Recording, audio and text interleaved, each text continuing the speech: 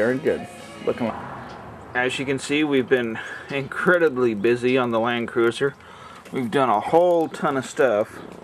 It's early morning here, so hopefully the picture didn't come out too bad. Of course, we got our 44-inch boggers on it now. You can see where the old fender was, where the previous owner cut it, and then you can see our cut, which is definitely a lot better.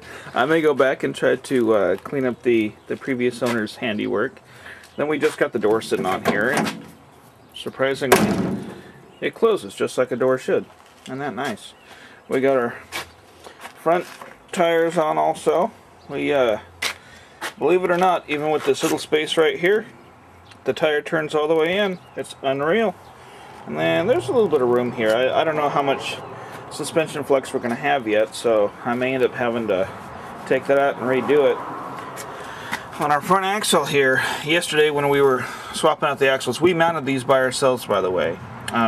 With such a big tire, it really isn't very hard. All it took was a couple of pry bars. We used a couple large screwdrivers and a milk crate or a box to set the rim on. So you pretty much put the rim on the ground and you water up the bead on the tire, and you put a bunch of weight on it and you walk it back and forth, and thump, it'll fall down.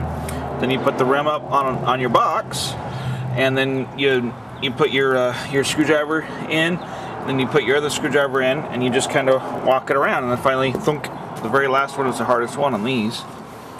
And so anyway, we put that on. But getting back to what I was talking to, with these Fabco axles, I took our cap off here, and I was hoping to put locking hubs on it. Well, what I'm going to have to do before a Rubicon trip is I'm actually going to have to take this guy off, swap. You can see this is a big 15-inch drum setup. Well, I have a 15-inch disc that I'm going to swap out to instead. So I've got to figure out what it's going to take to do that. Well, maybe start on that today. I'm not sure.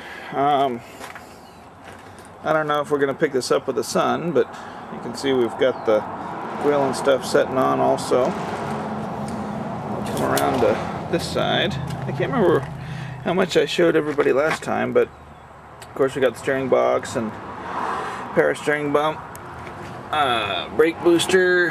There we go. There's the brakes and the brake booster right there at the hood, but it's going to clear. And we got a couple of CRX seats sitting in the back of it.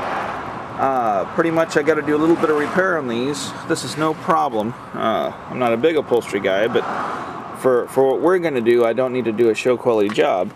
But here, you know, where we have the bars for the seat, all I got to do is take some, I'm going to take 2-inch foam, stick it on here, take tape, wrap it over, and then put seat cover on it.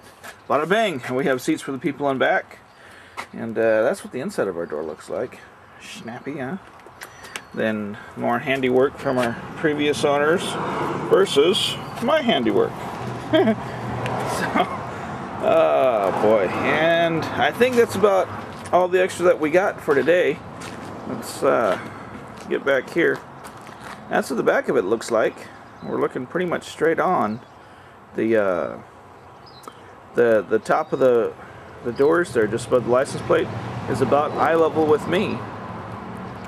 And we'll come back around to the side, and we'll end up with a shot of the side of our monster here. This thing's huge.